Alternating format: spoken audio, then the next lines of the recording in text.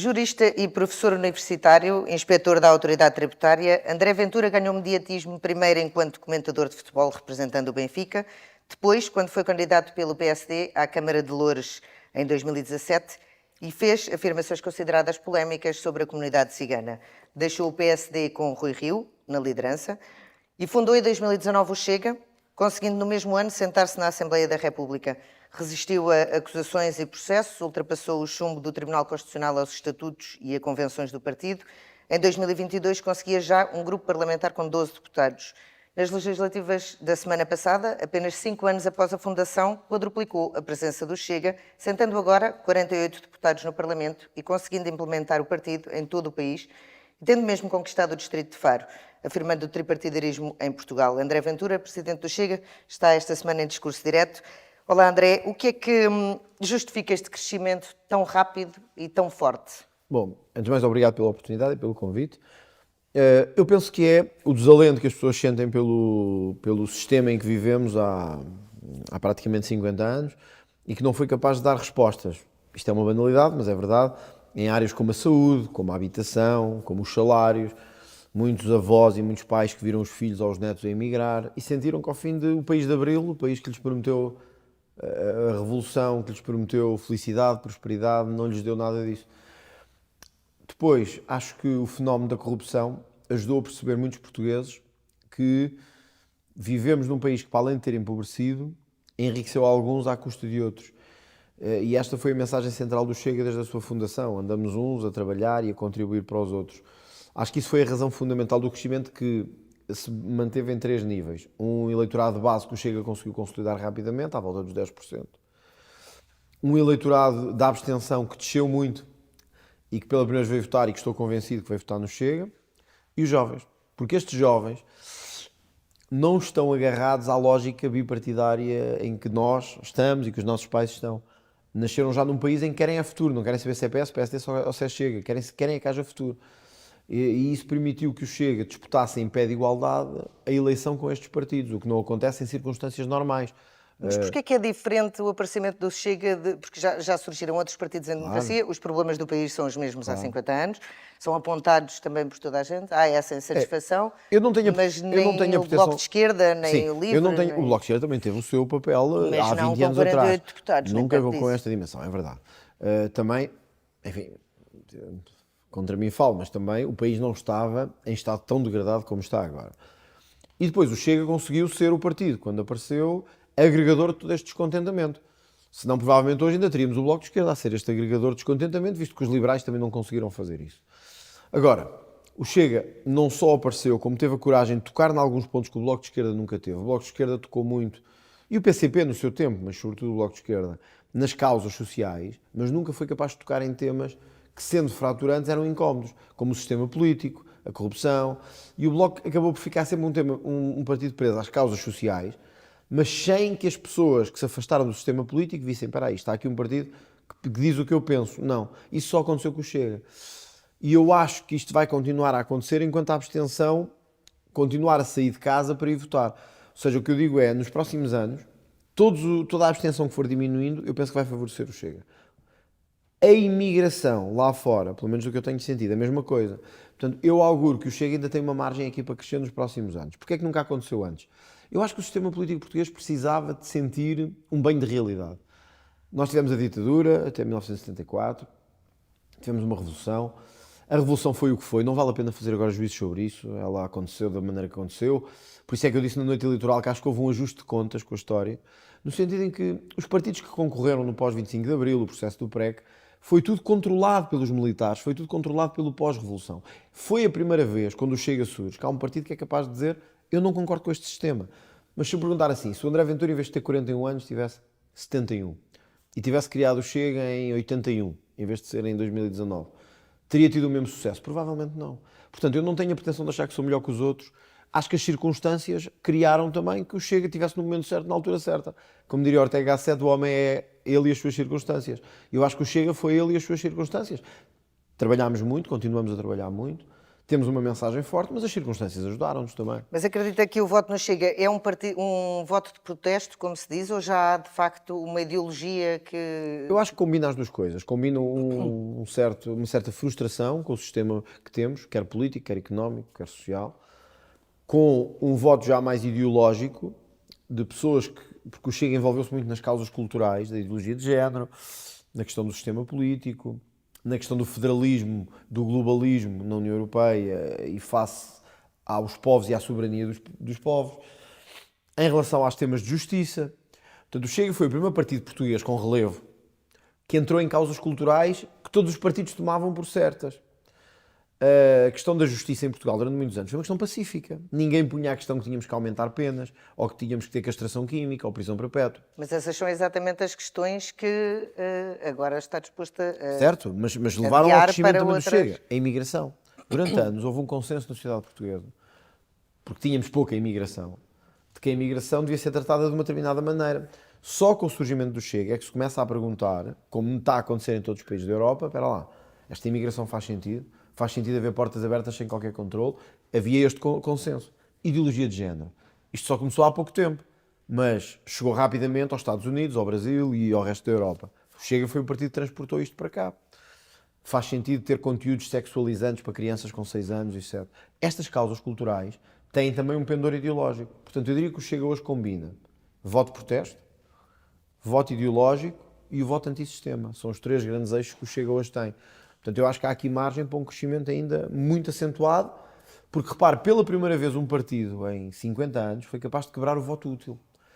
Todas as eleições que tivemos para trás, o voto útil acabou por prevalecer. Ou é o PS ou é o PSD. E as pessoas, bom, então eu quero o PS, vou votar. Então eu quero o PSD. Foi a primeira vez, o Luís Montenegro teve praticamente o mesmo que o Rui Rio tinha tido em 2022. E praticamente o mesmo que Pedro Nuno Santos teve.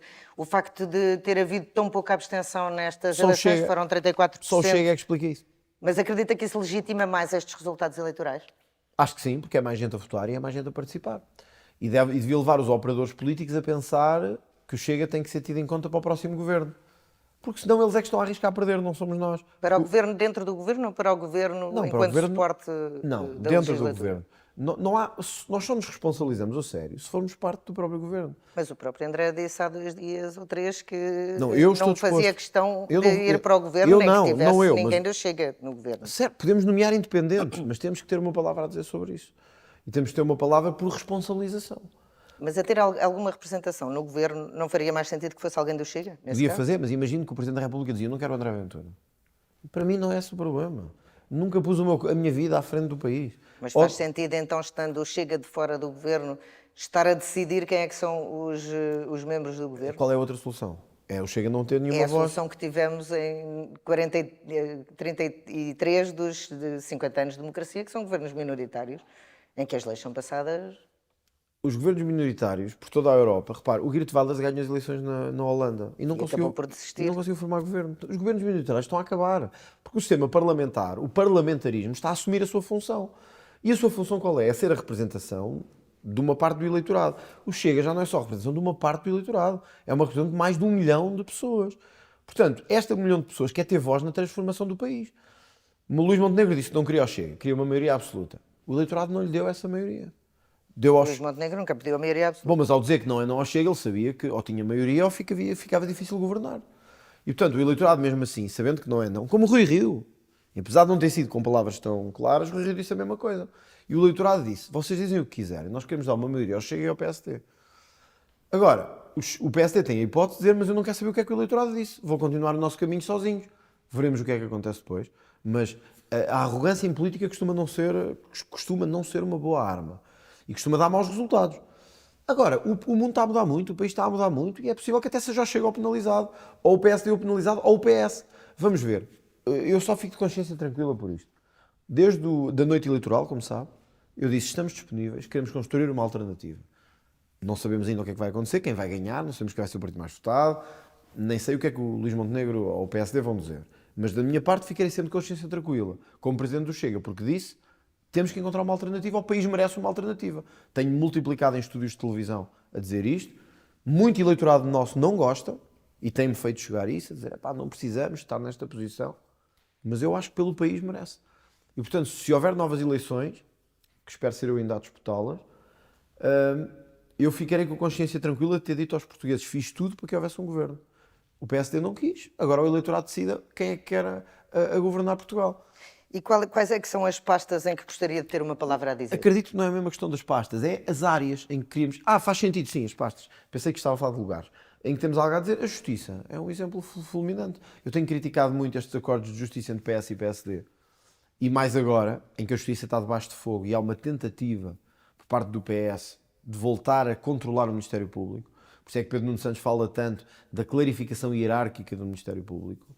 O PSD ou alinha com isso, ou então alinha com quem quer uma justiça a funcionar, mas para todos, inclusive é quando é contra políticos. E o PSD tem que tomar uma decisão aí. Nós gostávamos de ter uma palavra a dizer sobre isso. Nenhuma reforma passará no Parlamento, a menos que o PS se una ao PSD, que tente controlar a justiça. Mas a justiça tem uma formulação hierárquica.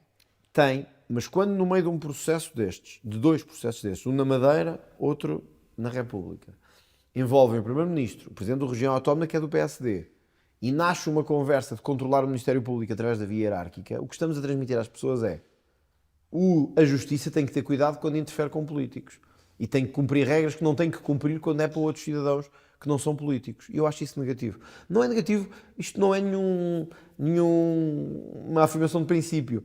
É mesmo uma ideia. A justiça tem que ser igual para todos. Tem que funcionar. Obviamente a justiça tem que ter em conta as instituições, o país em que vive. Agora, se começamos a criar regras, se for um político tem que ser diferente. Se for um presidente do governo tem que ser diferente. Se for um deputado tem que ser diferente. Estamos a dar às pessoas a sensação que eles já têm. Que é os políticos são todos uma cambada de criminosos e que usam a lei que fazem a favor deles para se proteger. E eu acho que temos que dar o sentido contrário.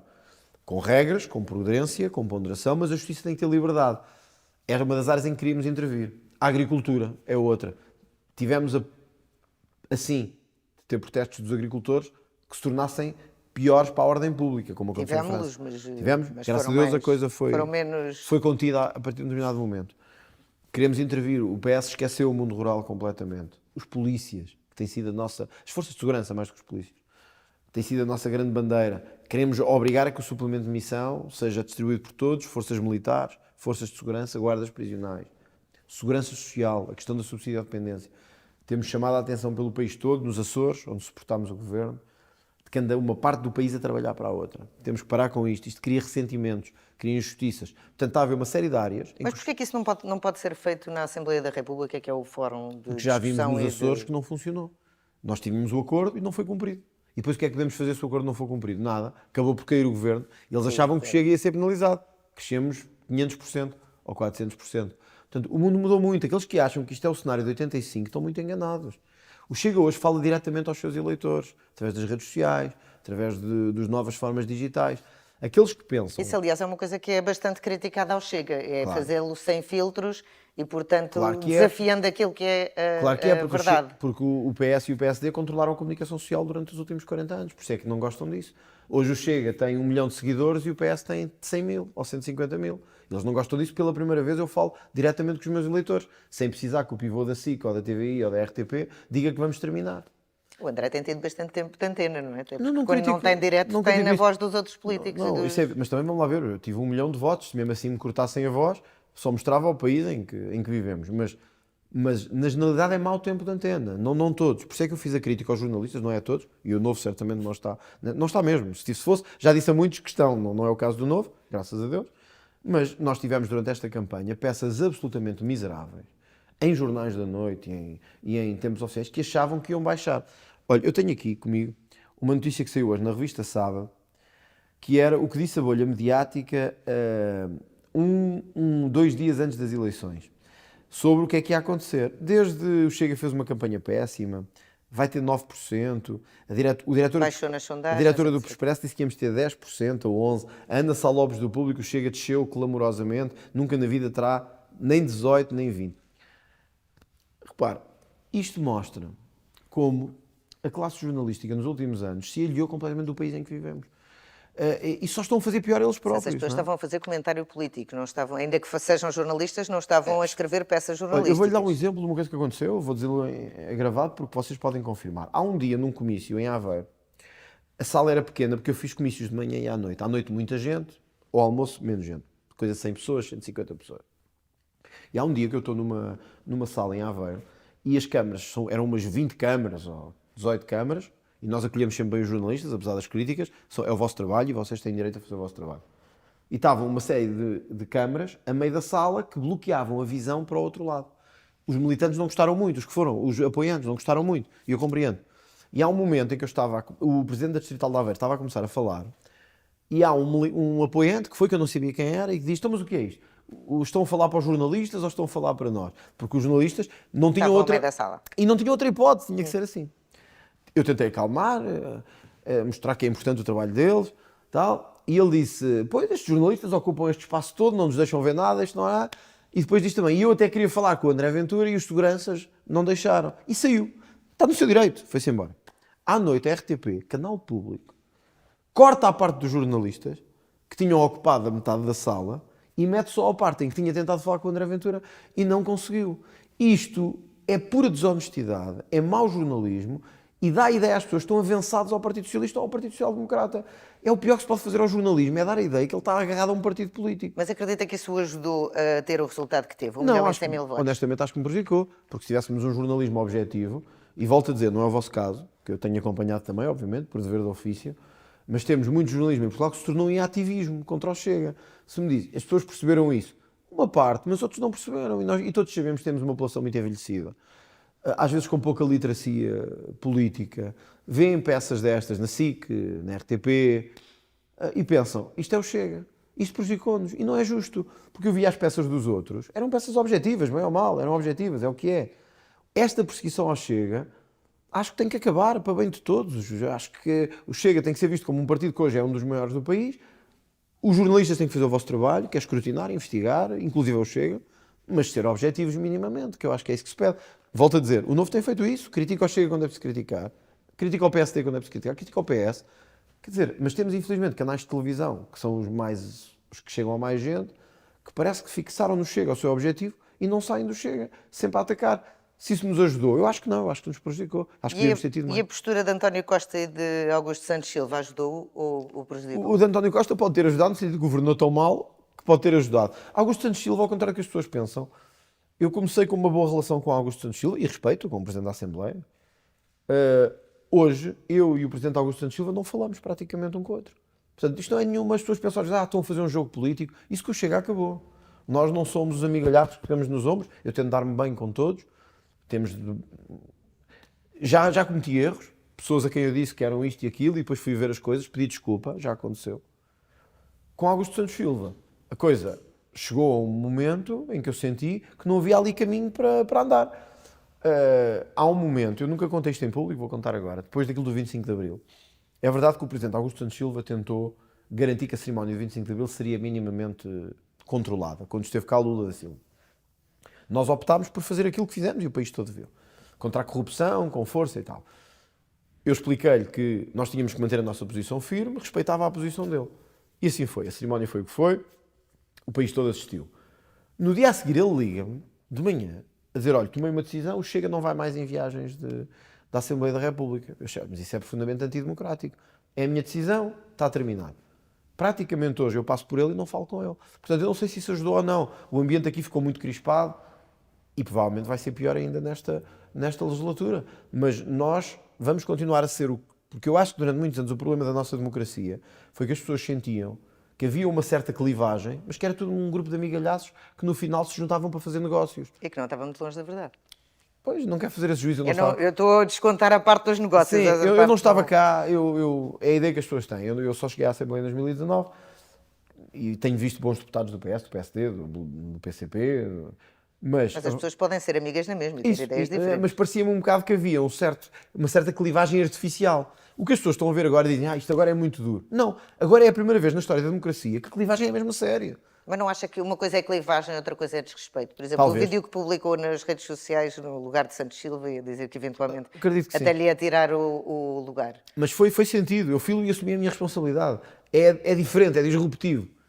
Não acho que tenha sido falta de respeito, mas já tive com alguns deputados aqui. Mas sabe o que é que fiz? Pedi desculpa. Já me aconteceu em debates, em aqui, ter passado as marcas. Também tenho que dizer que já aconteceu de outros deputados para comigo. Acontece. Estamos num momento de grande polarização da sociedade. E já chamei a pessoas coisas que não devia, pedi-lhes desculpa no dia a seguir. Tenho feito isso com todos. E vai pedir Olha, eu desculpa a vou-lhe dar Santos um Silva exemplo. se lhe roubar o lugar Não, de não vou pedir deputado. desculpa, porque é a luta democrática, mas vou-lhe dar um exemplo da total hipocrisia. Mas acredita que é possível roubar-lhe o lugar? Acho que é bem possível. Acho que é Nos bem círculos possível. da imigração? O Brasil, segundo sondagens que eu próprio recebi, acho que posso dizê-lo aqui, estamos com um nível elevadíssimo de votos no Brasil, portanto é possível. E quem decide as eleições é o Brasil, os Estados Unidos e a África do Sul, em termos de fora da Europa. Portanto, acho possível. E era um gosto para mim que isso acontecesse. Era uma vitória. Mas deixa-me dar o exemplo da Mariana Mortágua. Ela, se calhar, se vocês lhe perguntarem depois, vai negar isto, mas isto é mesmo verdade. Houve um momento que a Mariana Mortágua, quando houve aquele processo dela por causa da investigação judicial, da exclusividade, nós insistimos nisso, quer dizer, alguém que era tão moralista, afinal andava a receber salários. Tinha feito essa lei da exclusividade. Me tinha aliás. atacado a mim, porque eu tinha mais do que eu não estava em exclusividade, mas só que eu não estava em exclusividade. E eu era comentador na CMTV, e era consultor. E eu depois passei a estar em exclusividade. E quando soube isto, afinal a Mariana estava em exclusividade e ia receber 2 salários, um da SIC e outro da Global Media. E a Mariana deixou de falar comigo. Mas inclusive, passávamos pelos corredores, eu dizia-lhe bom dia, boa tarde, nada. Quando chegámos ao estúdio da RTP, que foi aí o nosso debate, eu voltei a dizer a mesma coisa e ela sorriu para mim e disse, porque estavam as câmaras a apontar. Isto é o cúmulo da hipocrisia. Quer dizer, estes tipos habituaram-se durante anos a que ninguém lhes pusesse escrutínio, debate, etc. E vingaram-se em nós. Portanto, é verdade que às vezes há momentos de tensão. Eu às vezes cedo, eu e outros deputados do Chega, sou capaz de assumir isso aqui. Mas acredito que se estivesse no meu lugar, é difícil viver neste ambiente, em que estão todos sempre contra nós, sempre todos a tentar arranjar artimanhas para nos aniquilar. É difícil viver assim. E acredita que essa atitude vai mudar agora com... Acho que não. Honestamente, acho que não. Acho que vai piorar no sentido em que a nossa força também agora é maior em termos de expressão e os outros podem se unir todos. Houve um momento que tinha esperança que o PSD, pelo menos, percebesse a um determinado momento que isto só funciona de 2 maneiras. Ou alia-se com todos os outros, ou converge à direita. E eu hoje tenho a sensação de que o PSD está mais perto de convergir com os outros todos do que connosco. Portanto, isto pode gerar uma aliança absolutamente negativa toda contra nós. Mas vamos ver, não sei dizer. Ainda não tomámos posse, faltam alguns dias. E já conseguiu garantir, por exemplo, uma cadeira na presidência da Não Assembleia? conseguimos. Eu hoje vi notícias sobre isso, em vários jornais, a dizer que o Chega já tinha uma vice-presidência. Acho um pouco arriscado dizer isso, porque eu lembro que em 2023, ou 22, o PSD também apelou ao voto no vice-presidente do Chega, na segunda vez, e mesmo assim não foi eleito. Metade da bancada do PSD não seguiu a instrução, o PS votou contra, o Bloco A, o PCP. Mas na altura tinham 12 deputados, neste momento têm Mas não 48 chega, a 50. precisamos de 116, é preciso Certo, saber mas isso. têm 48 Portanto, a era 50, preciso que portanto não é um bocadinho... É mais fácil, mas é preciso que o PSD, uma parte deles, pelo menos, também votem a favor.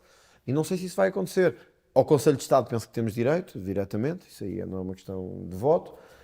Conselho de Administração também, mas vai haver uma tentativa dos vários partidos de limitar os lugares do Chega. E nós lidamos com isso também de forma natural. Nunca nos preocupou, não tivemos nenhuma vice-presidência, não nos preocupa, mas mostra como o PSD é que é um partido aqui que tem um poder de decisão grande, que é se quer fazer uma convergência à direita ou se vai preferir unir-se com os outros todos para continuar a isolar o Chega e a bloquear o Chega. E eu acho que 1.100.000 e não sei quantos votos não são isoláveis. Mas se isso acontecer, acha que é mais lesivo para o Chega ou para o PSD? Não sei, temos que ver as próximas eleições, não sei. Não sei, honestamente. Nós agora atingimos também um nível que muito deste eleitorado que votou no Chega já não é o eleitorado base fixo do Chega, é um eleitorado aqui muito para além disso. Como é que este eleitorado reagirá se não houver um entendimento? E se isto cair daqui a um ano, meio ano, um ano e meio? É uma incógnita. Vai penalizar-nos a nós, que tentámos o acordo, ou vai penalizar o PSD, que não aceitou? É uma incógnita. Eu acho que não podemos fazer comparações com 1985, honestamente. Ou 85. Acho que não podemos fazer comparações.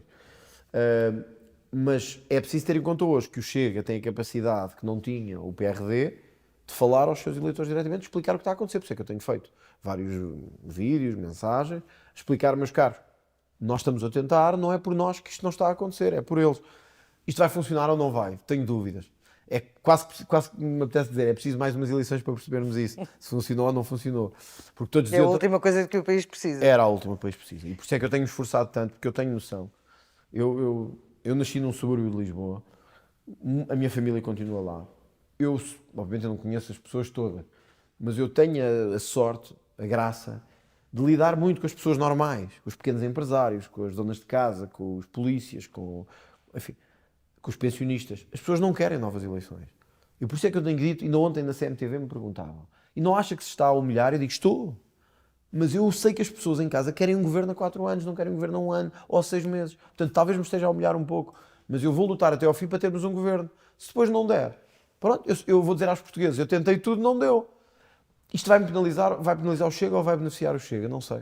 Não sei, tenho mesmo dúvidas do ponto de E vista... só para acabarmos este bloco no 25 de Abril, caminhamos para os 50 anos do 25 de Abril. O Chega tem alguma coisa já planeada para Não, fazer? ainda não. Vamos aguardar para ver como é que vai ser a cerimónia. Ainda não ou não me pode dizer? Não É temos que estamos em março. Não temos ainda. Vou dizer porquê. Porque isto é tudo muito novo. O Chega passa de 12 para 48 a 50 deputados. Isto é uma realidade completamente nova para mim, para a bancada parlamentar. Vamos ter que articular isto com muita gente. E é toda uma realidade nova. Se estiverem chefes de Estado como Lula da Silva, é possível que haja novamente protesto. Acho que nos 50 anos do 25 de Abril nós devíamos focar-nos em celebrar a nossa democracia, sem interferências externas, a nossa democracia. Se o PS insistir em trazer Lula da Silva ao Parlamento ou outros presidentes de países lusófonos pouco recomendáveis, pode haver alguma ação por parte do Chega, mas vamos ver. E vai necessariamente mudar de sala? Está aqui nesta sala onde cabem 12 pessoas, já tem a outra sala escolhida, a nova sala? Eu gosto muito desta sala, Na Assembleia. esta sala ficará para nós à mesma. Mas a sala do grupo parlamentar terá que deixar de ser esta, uma vez que 50 deputados evidentemente não cabem aqui. O PCP está a reagir a sair daqui desta zona, mas perdeu muitos deputados e acho que tem que o fazer. O Bloco de Esquerda a mesma coisa.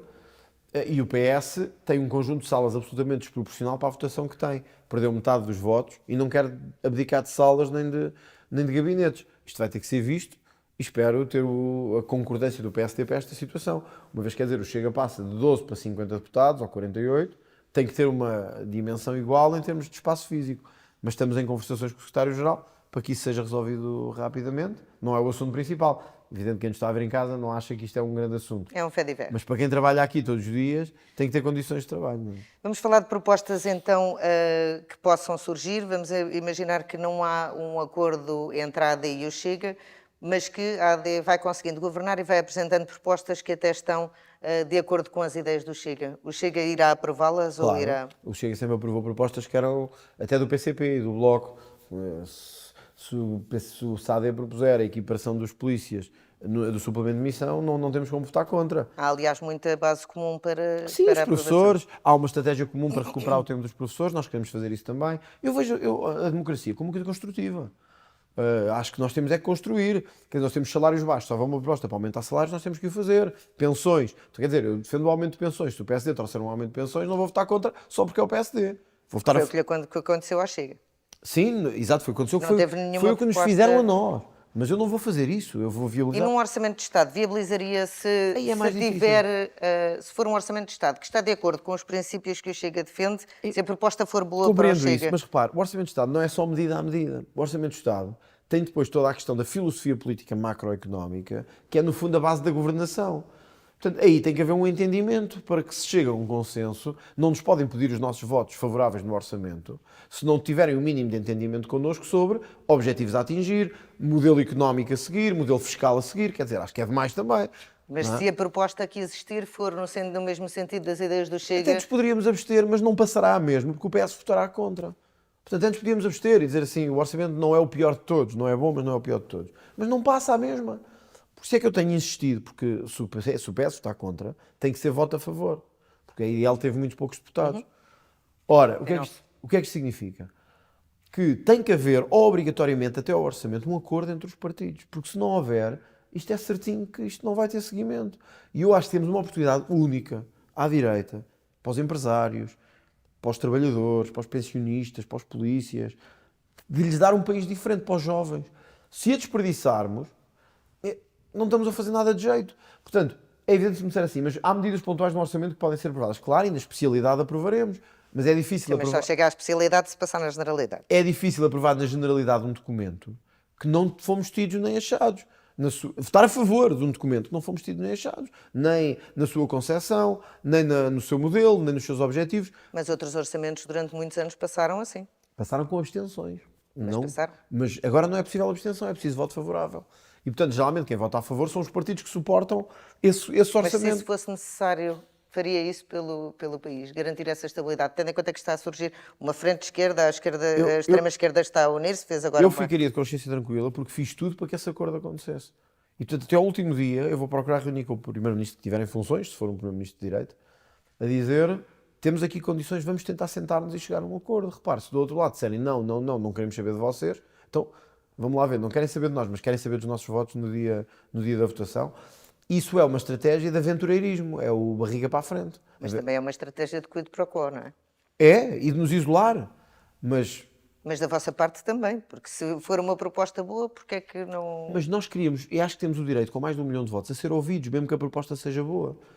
Imagine, um marido e uma mulher vivem dentro da mesma casa. Faz sentido que só o marido é que decida a cor da pintura da casa, o telhado da casa, o jardim da casa, onde é que há o churrasco e onde é que não há, se tem um cão ou se tem Mas um também não gato. pedem ao vizinho para decidir a cor da tinta. Não, mas pedem Que a, é o quem, caso. pedem a quem vive ao lado, pedem a quem vive com ele. Portanto, neste caso, os portugueses não deram maioria nem ao marido nem à mulher. Deram aos dois uma votação expressiva. E repare, o PSD habituou-se a ter 30% e os outros 8%. O que aconteceu aqui foi que estamos a falar de 28-18%. Estamos a falar Mas de o PS tem uma não é? percentagem semelhante à do Mas PSD. o PS não está nesta equação. À da AD. E uma vez que o Chega não fará acordo com o PS, e penso que a AD também não. Portanto, isso é outra coisa. Isso estamos a falar da esquerda. Agora, à direita, os eleitores puseram e disseram: eu quero que esteja aqui o marido e a mulher. Ora, o marido não pode fazer tudo o que quer, sair para beber uns copos e voltar às 3 da manhã e a mulher estar ali só à espera dele, não é? Ou o homem, ao contrário. Portanto, o que eu estou a dizer é isto. Aceitaria isso perfeitamente se o PSD dissesse: sim senhor, vamos sentar-nos e falar. E então aí o ónus seria nosso. Nós diríamos: o PSD mostrou abertura, nós é que não quisemos, não concordamos. Assumi essa responsabilidade agora. Repare, anda à mesa a dizer: estamos disponíveis, queremos um acordo, vamos sentar-nos, vamos conversar. Do outro lado, nada. Não nos podem pedir mais a nós, não é? E no que o Chega defende, quais é que são as propostas para pôr finalmente Portugal a crescer? Temos vindo a crescer ao ritmo de 1% nos últimos 20 anos, que Nós é entendemos equivalente a zero. que o IRC é importante. Nós temos a taxa das taxas estatutárias mais elevadas da OCDE. E isso é importante. Mas isso não é, por si só, significado de crescimento. A Bulgária tem das taxas de IRC mais baixas do mundo e não é sinal de atração de investimento. Portanto, nós precisamos de reformar o país em várias matérias, na matéria fiscal, na redução da burocracia. Hoje muitos empresários não investem em Portugal por causa da Custos burocracia. de contexto. Os custos de contexto. Na questão da justiça, não é a justiça penal, criminal. Um empresário hoje vem para Portugal, cria uma pequena empresa ou uma média empresa, quer despedir um funcionário, ou tem um litígio laboral, ou tem um litígio com a Câmara, e demora 7 anos a ser decidido. Isto não é aceitável. Isto prejudica o investimento. Nós precisamos de uma grande reforma a nível de justiça, a nível de burocracia, a nível de simplificação. Portanto, isto é uma evidência.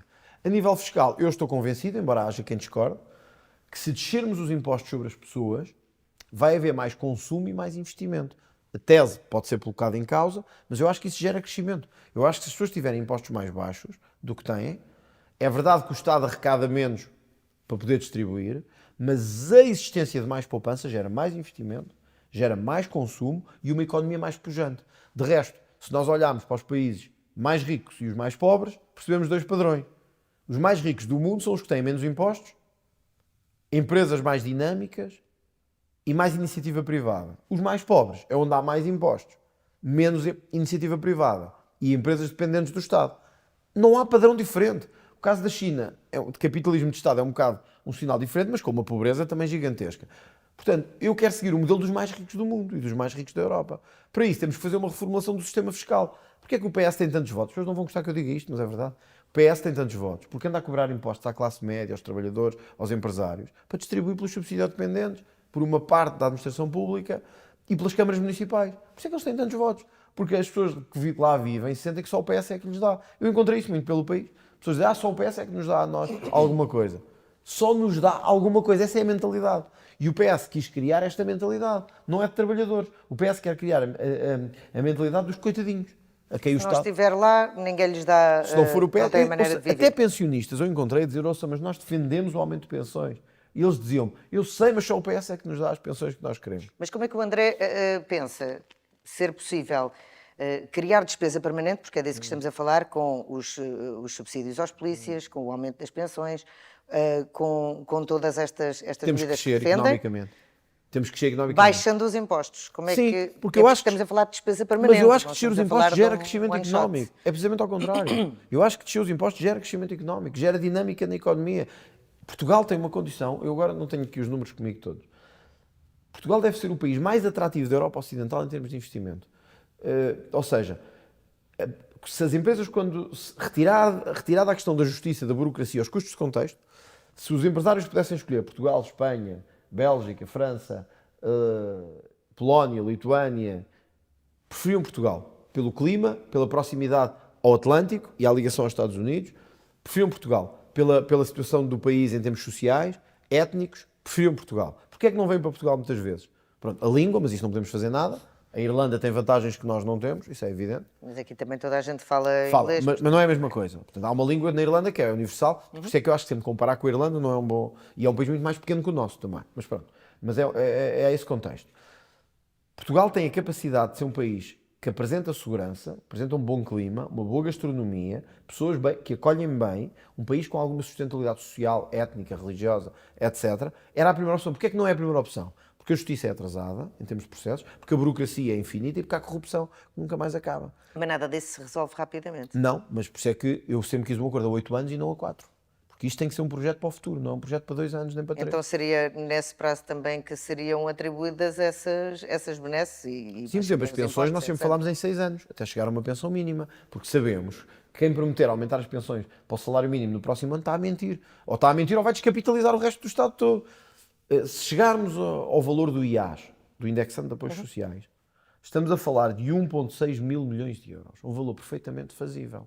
Para as pensões, chegar ao salário mínimo é que é um valor mais forte, de 7 mil milhões. E aí é que precisamos de mais tempo de crescer economicamente.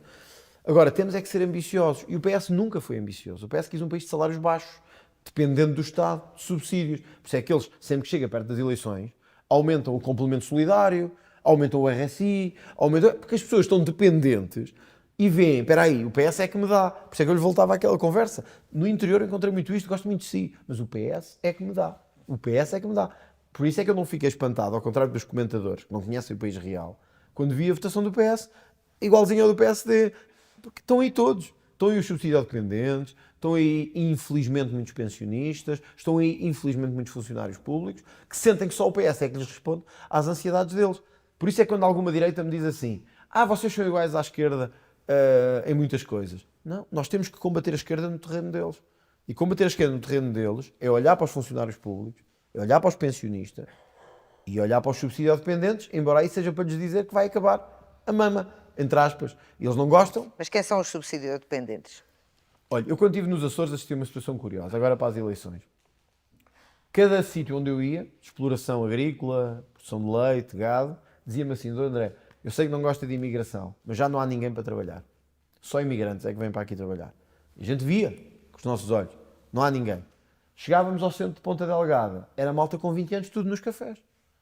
Ora, é evidente que isto não dá votos dizer isto, mas é a verdade e nós temos que acabar com isto. Nós temos que acabar com uma cultura em que não trabalhar compensa mais do que trabalhar, porque senão nunca vai ninguém trabalhar. Eu digo a uma pessoa, quanto é que vais receber de subsídios? 800 euros. E se trabalhares 1.100, tenho que gastar gasóleo, comida, roupa. É impossível viver num país assim. Mas então qual é a solução para garantir que os apoios sociais chegam na mesma às pessoas que precisam deles? Evidente. E não criar esse incentivo Qual é a às probabilidade pessoas em ficarem no Portugal café? de alguém com 22 anos, saudável, não arranjar emprego? Qual é a probabilidade? Se em todas as lojas deste país, restaurantes, procura-se empregado. Procura-se empregado. Porém, curiosamente, aquele tipo não encontra emprego em lado nenhum. Não encontra, porque está em casa a gozar connosco, que estamos aqui. Pensar, estes gajos estão a trabalhar para mim, que é bom. Se calhar está à procura de um emprego que Acredito. esteja de acordo com as qualificações dele, por Acredito, exemplo. mas há 3 anos à procura de um emprego com 22 anos, ou 23, ou 24. Quer dizer, nós temos que parar para pensar que sociedade é que estamos a construir, não é? Quer dizer, ok, ele pode ser licenciado em hotelaria e turismo, mas se não encontra na área dele... Certo, mas pode- continuamos na mesma. pode ir Mas, trabalhar mas e para qual é a outra coisa. solução para o tirar do café e o pôr a trabalhar nessa loja? É dizer que ao fim de 6 meses acabou. E ele tem que ir É arranjar. criar prazos para os E subsídios. ele tem que ir trabalhar e eu tenho certeza que encontra trabalho. E como é que se distingue entre esse e um Vou-lhe dar um 20 exemplo. anos que Alguém não teve um pode, acidente de facto, trabalho trabalhar? e está com uma incapacidade de trabalho. Isso é uma situação diferente. Esses até deviam receber mais do que recebem. Aquele bombeiro que eu dei o exemplo tem 85% do corpo incapacitado. Eu não quero que esse homem vá ter que procurar trabalho. Isso é evidente. Uma mulher vítima de violência doméstica, que tem sintomas de depressão, de agressão, eu não quero que essa mulher vá procurar trabalho. Isso é evidente. Agora, um rapaz que está a jogar PlayStation em casa com 22 anos, quer dizer, eu sei que o país não gosta de ouvir isto, mas isto é mesmo a verdade. É o que acontece e, portanto, as pessoas sentem que estão neste momento a trabalhar para sustentar estas pessoas. E isto não é justo. Problema é que perdemos os votos destas outras pessoas todas que estão a viver disto e vão votar no PS ou no Bloco de Esquerda. Nós temos que cortar esta cultura e eu tenho a certeza que eles um dia me vão agradecer. Como é que isso se fiscaliza? A fiscalização é uma parte. A outra é pôr prazos. Dizer, até X de idade, quem é saudável, tem 6 meses. Mas o quem é saudável é muito discutível, não é? É Eu evidente. posso ir ao centro de saúde e É peço verdade. uma baixa. Depois me e disser que os digo médicos sinto também muito entram mal. na fraude e etc. Pronto, muito bem, temos que fiscalizar mais. Mas eu quero dar esse passo inicial e dizer que não é razoável num país ter pessoas com 22, com 19, a dizer que não arranjam emprego ao fim de 3 anos ou 4. Olha, muita malta aí dos restaurantes está connosco, do Chega. Empregados e donos de restaurantes, pequenas empresas familiares. Sabe o que é que me dizem? Que alguns vão lá pedir para assinar, a dizer que vieram cá a uma entrevista de trabalho. Porque têm, assim, a justificação da continuação do subsídio. da renovação. Então isto é aceitável. Isto não pode continuar. Porque se nós continuamos a estar uns a trabalhar para os outros, o país não cresce. Portanto, quando dizem assim, bom, o país não consegue crescer. Não consegue porque uma parte da população ativa não trabalha. Nós temos que pô-los a trabalhar. Há outra parte que também falha, que é ou tem falhado nos últimos tempos, que é o investimento público. É possível Evidente. Quais é que são as prioridades do Chega, mais fácil assim, para garantir que o investimento Eu público acho arranca? Nós temos que ter aqui a razoabilidade. Não se pode E em que querer áreas? reduzir impostos, aumentar o salário mínimo e ao mesmo tempo dizer que se vai fazer o maior investimento público de sempre. Não é Mas qual possível é a as duas prioridade? coisas. Eu acho que a coesão do território neste momento é a prioridade. Porquê? Porque se não tivermos uma ferrovia construtiva, capaz de levar a economia e o desenvolvimento a todo o ponto do território, a litoralização vai continuar a acontecer. E o que é que isto gera? Um país cada vez mais abandonado. Eu hoje vou a Porto Alegre, onde aliás elegemos um deputado, loja sim, loja não está fechada. É mesmo loja sim, loja não, tudo fechado. Eu fui à Guarda ver várias empresas e ao Distrito do Porto, várias empresas de pedreiras e minérios, e o que me diziam era, doutor André, não sei quanto mais tempo consigo aguentar isto, porque os transportes geram-nos um custo muito maior do que às outras empresas europeias nas mesmas circunstâncias. Portanto, eu diria que num cenário de descida de impostos, nós temos que prever muito bem o investimento público que vamos fazer, e a minha prioridade seria na coesão, para garantir que temos um país uniforme. Portanto, ferrovia, A diminuição progressiva das portagens até à sua aniquilação, para garantir que os custos que as empresas têm no interior do país, para o estrangeiro, estas empresas hoje vivem quase só de exportação. Quase todas as pedreiras que eu encontrei, não é para o mercado nacional, vão para a Espanha, para a Itália, para a França, só que pagam o triplo de custos que os outros pagam. Ora, assim é difícil, porque eles têm que aumentar isso no preço final.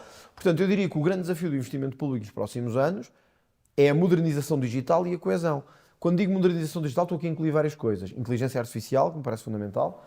A indústria de defesa, porque infelizmente vamos ter mesmo que investir nela, apesar de ser uma coisa que não agrada a ninguém.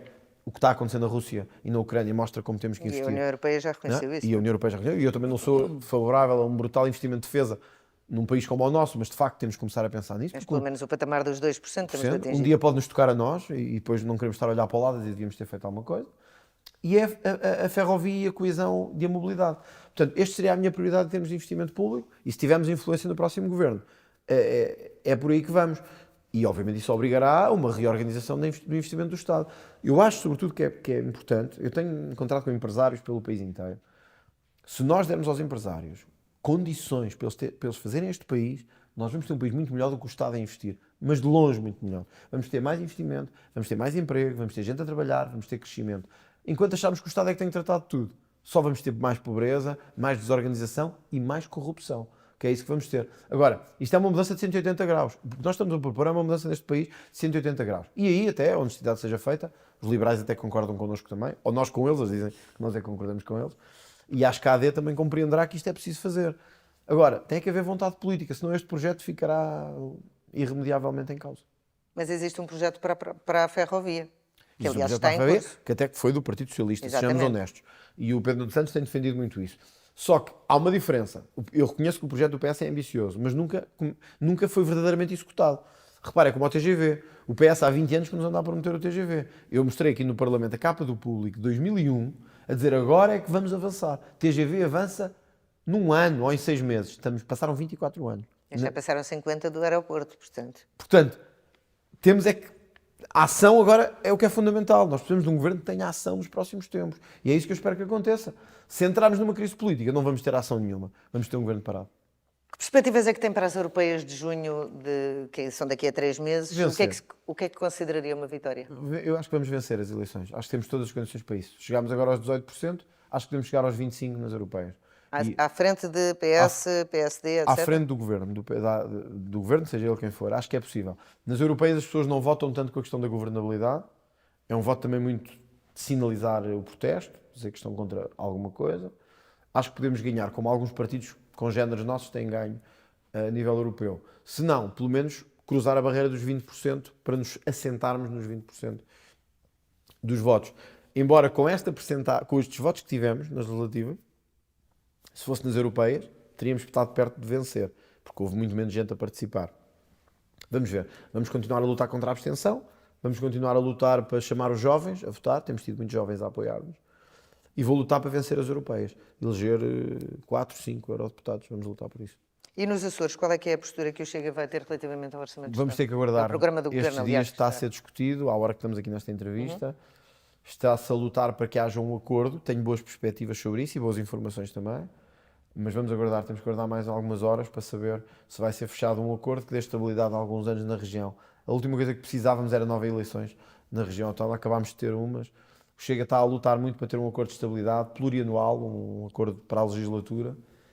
Penso que isso vai ser possível, mas vamos aguardar umas horas, que eu sei que à hora que estamos aqui a falar, quer o Presidente do Governo dos Açores, quer o líder do Chega nos Açores, estão a ter as conversas que têm que ter para chegar a esse entendimento. E na Madeira, que também avançará para eleições em breve. Quase certeza. Qual é que é já alguma Nós tivemos um grande resultado na Madeira. O Chega, sendo Miguel Albuquerque o candidato novamente, afastar-se-á completamente de qualquer hipótese. Entendemos que Miguel Albuquerque não tem nenhumas condições para continuar e vamos fazer a nossa campanha contra... Porquê é que não tem nenhumas condições? Porque eu sempre disse isto, repare, eu separo muito bem a justiça da política.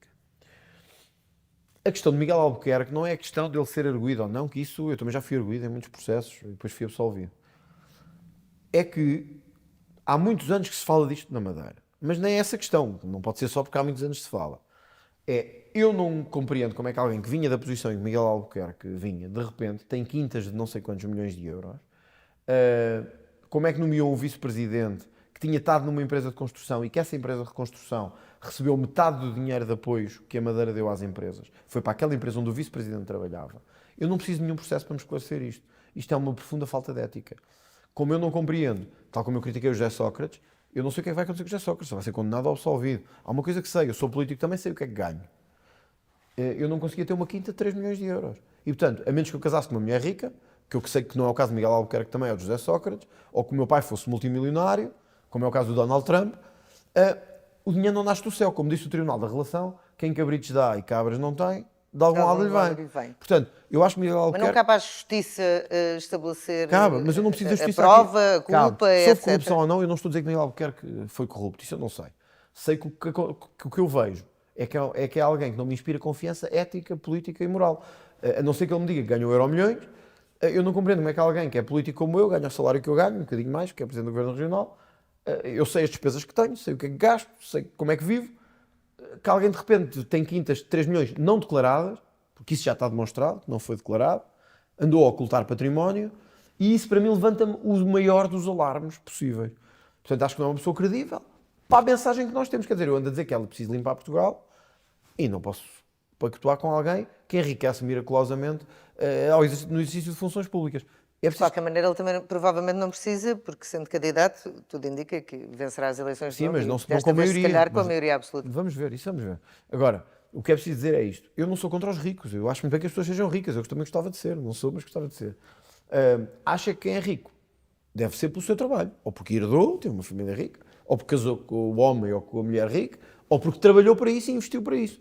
Agora, quem chega à política ganha um salário que está tabelado e de repente fica rico, causa-me a maior das estranhezas, não é? Mas eu acredito em milagres, mas não milagres desse tipo, não é? Muito rapidamente, só mesmo para terminar, já descobriu quem é que vandalizou a sede do Chega no Porto? No Porto não descobrimos, mas... E vão apresentar a caixa? Já apresentámos, penso eu.